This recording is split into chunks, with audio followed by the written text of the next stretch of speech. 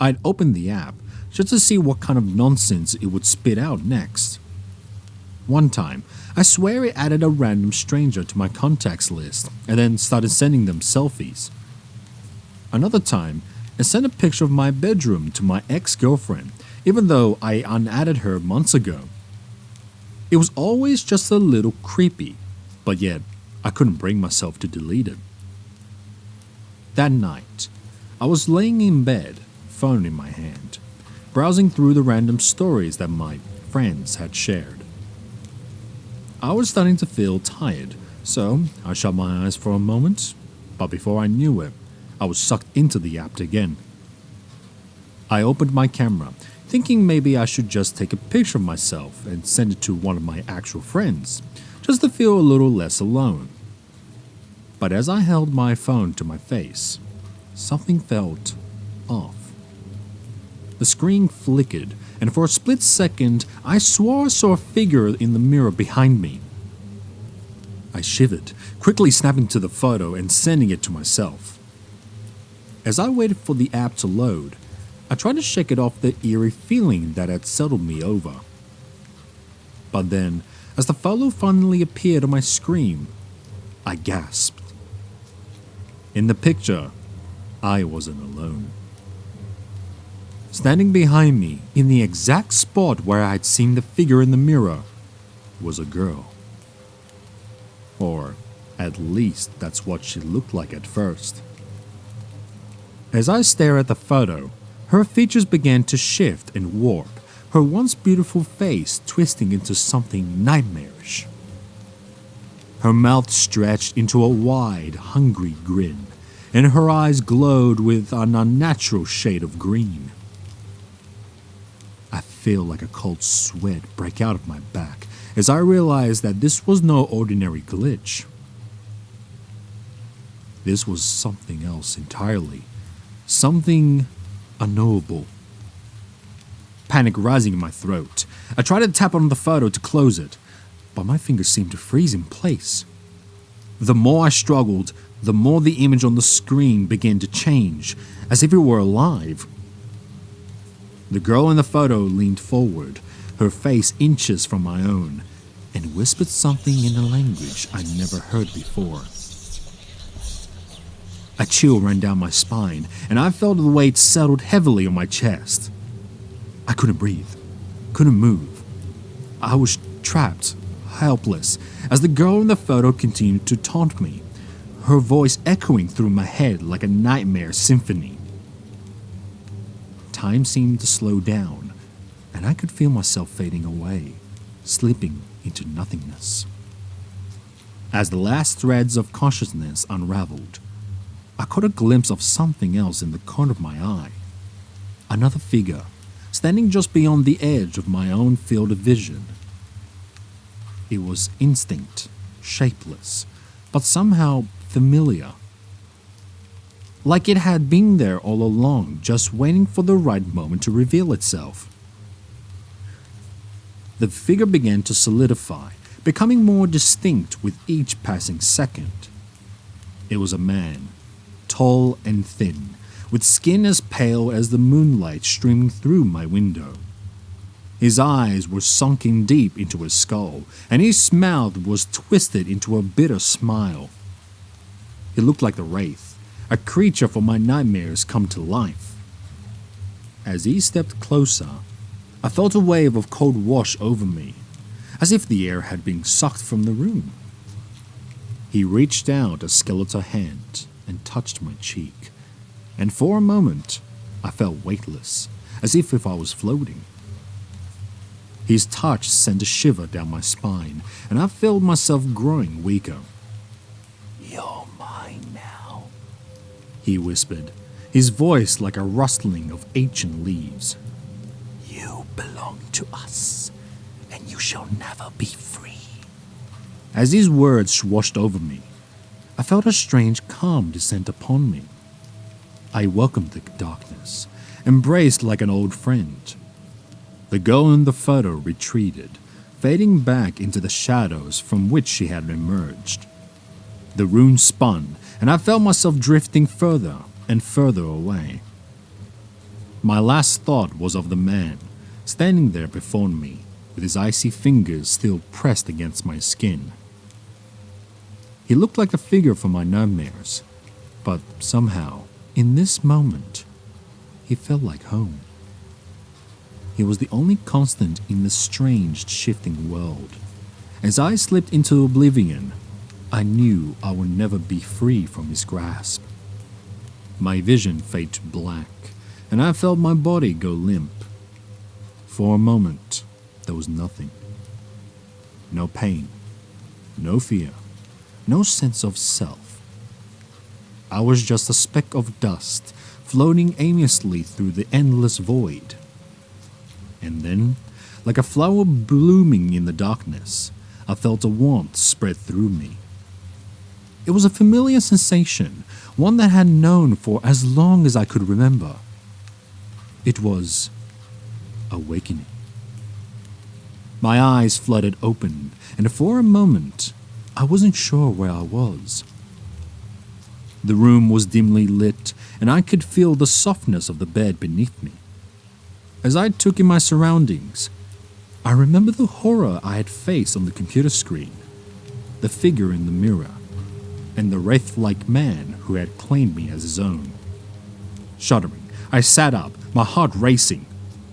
The girl in the photo was gone, replaced by a simple desktop background of starscapes.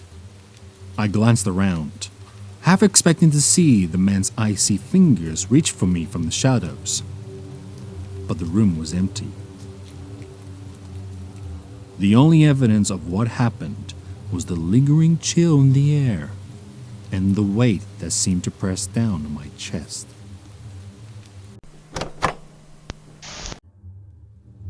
It was a sunny Saturday afternoon, and my friends and I were hanging out at a local coffee shop, sipping on iced lattes and sharing stories. Laughter filled the air as we relaxed in the warmth of the camaraderie, enjoying the simple pleasures of the weekend.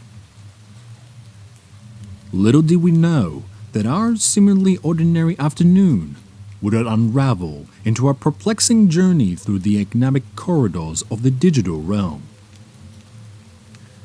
As we bantered and laughed, the conversation took an unexpected turn when someone brought up the latest Snapchat craze. A mysterious user known as the Vanisher. Whispers of this digital enigma had reached our ears, with rumors suggesting that adding the Vanisher would lead to a particular chat experience, one that left participants with an unsettling sense of disquiet. Intrigued by our allure of the unknown, curiosity got the better of us. With a mix of excitement and apprehension, we collectively decided to add the Vanisher to our Snapchat friends list. Almost immediately, a chat window materialized on our screens, and the messages within were cryptic, filled with strange symbols and emojis that seemed to convey a message beyond our understanding. As we delved deeper into this conversation, the chat took an eerie turn. The messages, once abstract, became to display an uncanny knowledge of our lives, personal details that we hadn't shared on social media or anyone else. It was as if the Vanisher had unfettered access to a hidden trove of information about each one of us, leaving with a disconcerting sense of vulnerability. The once light-hearted atmosphere in the coffee shop shifted, morphing into a playful banter to uneasy contemplation. Nervous glances were exchanged among us as we questioned whether one of our own was behind this elaborate prank. However, as the messages continued to flow, it became evident that this was something beyond our control. An inexplicable intrusion into the sanity of our digital lives. The Vanisher's messages took an unsettling turn, describing our surroundings with an accuracy that sent shivers down our spines. It detailed the color of the coffee shop walls, the intricate pattern of the barista's apron, and even the tiles of the books neatly arranged on the shelves. Panic set as we all grappled with the disconcerting realization. that we were being watched, although the source of this information remained elusive. In a desperate attempt to unravel the mystery, we mustered the courage to ask the Vanisher who they were and what they wanted. The response was chilling. A barrage of images and videos that depicted moments of their own lives. Birthday family gatherings and even private moments were laid bare in front of us. The Vanisher had transformed into an omniscient observer, peering into the most intimate corners of our existence. Fearful and desperate for answers, we collectively decided to take matters into our own hands. The unanimous decision was to delete the Vanisher from our Snapchat contacts, hoping that the digital connection world would put an end to the disconcerting intrusion. Miraculously, the chat disappeared, and the fleeting sense of relief washed over us. However, our respite was short-lived. The next day, as we reconvened at the coffee shop, a sense of foreboding settling upon us. Snap after snap arrived, each one containing real-life images of us, captured without our knowledge. The Vanisher had transcended the confines of the digital realm, infiltrating our lives to an unsettling degree. The boundary between the virtual and the tangible had blurred into an unsettling amalgamation of both, leaving us in a state of perpetual disarray. Determined to break free from the Vanisher's relentless grip, we sought advice from tech experts and cybersecurity specialists. Despite our collective efforts, the mysterious entity continued to haunt us through Snapchat, predicting our every move and wavering a surreal, disconcerting narrative around our lives. As days turned into weeks, the once thriving group of friends found themselves ensnared into a constant state of paranoia. The Vanisher had become an ever-present specter, a digital ghost that defied all attempts of exorcism. Our collective attempts to escape its influence only fueled its persistence, leaving us grappling with an insidious force that seemed to be impervious to reason. Eventually, faced with an unsettling reality of our digital entrapment, we made the difficult decision to abandon our Snapchat accounts altogether. With trepidation, we deleted the app, hoping that severing our ties with this particular digital platform would liberate us from the Vanisher's relentless gaze. In the days that followed, the snap ceased, and we began our arduous process of rebuilding our lives without the constant surveillance. However, the experience had left a mark on us. We became hyper-aware of our digital presence, questioning the security and privacy of our online interactions. The once distinct line between the virtual and the real had become blurred, and we couldn't shake the feeling that in the vast expanse of the digital landscape, there were entities that transcended the boundaries we once believed to be sacrosanct. Despite our concerted efforts to move on, the unease lingered like a shadow. The absence of the Vanisher snaps did little to quell the underlying fear that our digital lives were still vulnerable to unseen forces. We shared fewer photos, posted sparingly, and even hesitated before sending private messages. The feeling of being constantly observed had etched itself into our collective consciousness. As weeks turned into months, we tentatively rekindled our online presence, cautiously navigating the virtual realm. The specter of the Vanisher had vanished, but the scars remained, a reminder that the digital world held secrets and dangers we were only beginning to understand. In an attempt to gain closure, we revisited the coffee shop where it all began. As we sat around the familiar table, now weathered by time and shared experiences, we recounted the strange saga of the Vanisher. The topic had transformed from a chilling tale to a cautionary fable among us, a narrative that underscored the vulnerability of our digital identities. In the midst of our conversation, a notification pinged on our phones simultaneously. It was a Snapchat notification. A cold shiver ran down our spines. Hesitant glances were exchanged as we reluctantly opened the app. To our surprise, the notification wasn't from the Vanisher, but from an unknown username, The Observer. The chat contained a single message. You can't escape the digital eye.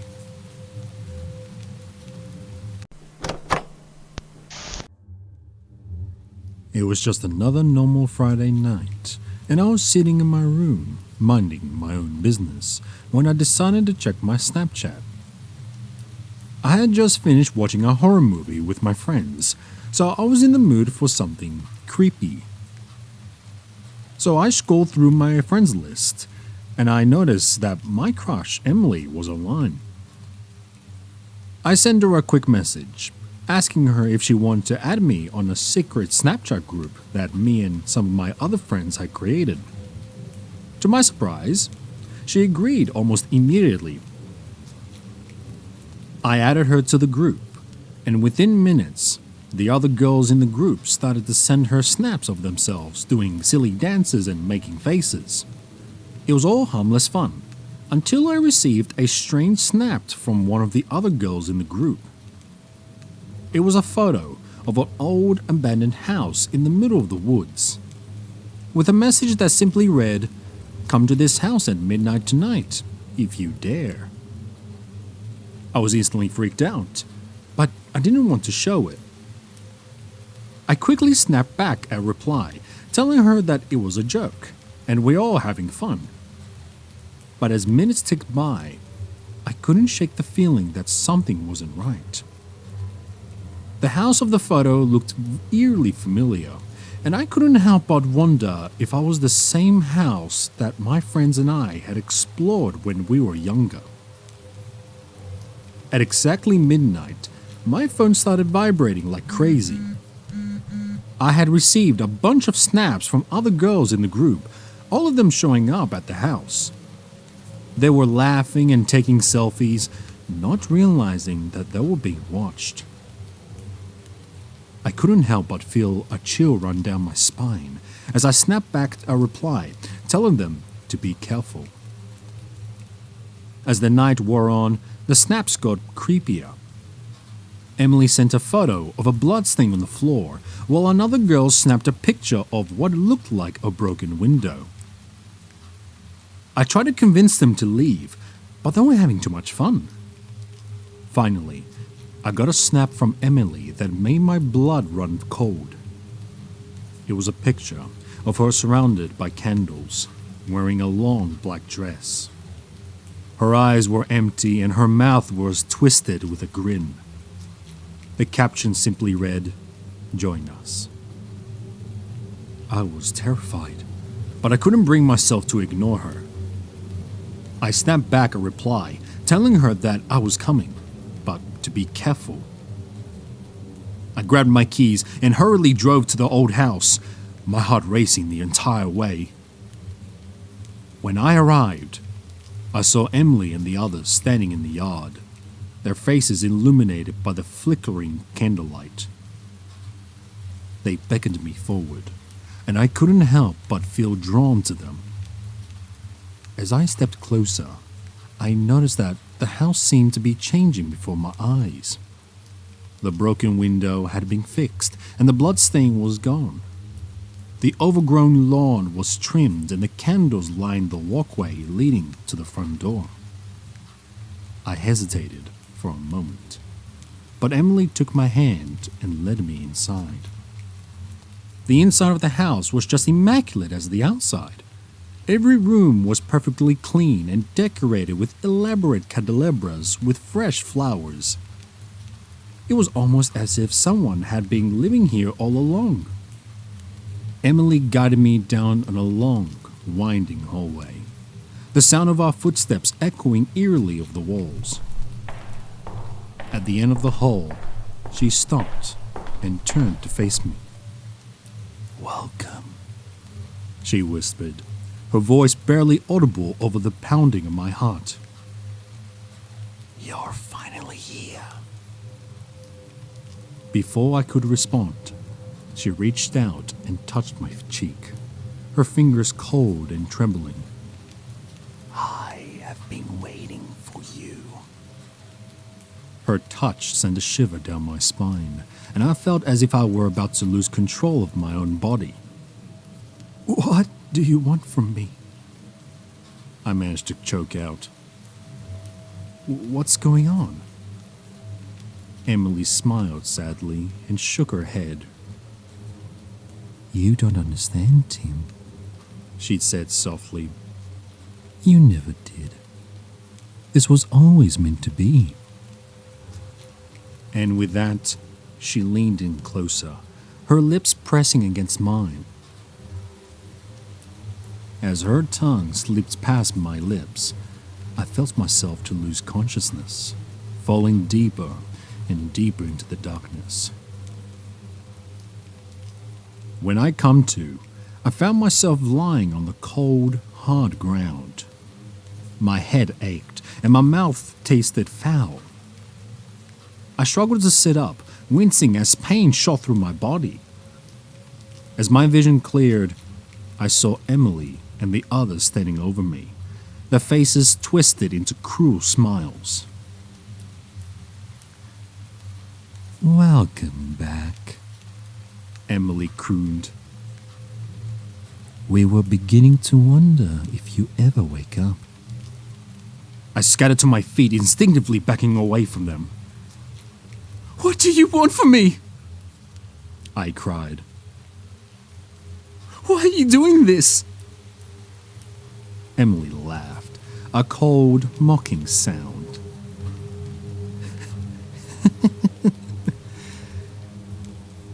"You should know better than ask questions," she said. "Just accept your fate and join us." As she spoke, the others circled around me, their eyes burning with an unholy light. I tried to run, but my legs felt like jelly. I could feel their hands closing in onto me, pulling me back towards them, and I knew there was no escape. With a final, desperate scream, I surrendered to the darkness, only to awaken, gasping for breath in my own bed. Sunlight streamed through the window, and the familiar sounds of my parents' urging drifted up from downstairs. At first, I thought it all had been a horrible nightmare. But as I sat up and examined myself in the mirror, I knew the truth. My heart ached, and my hands trembled as I ran over them my body, searching any signs of harm. Everything seems to be in place.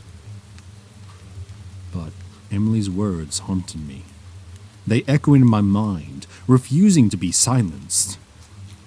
I knew that she was somewhere out there, and that she will only find me again.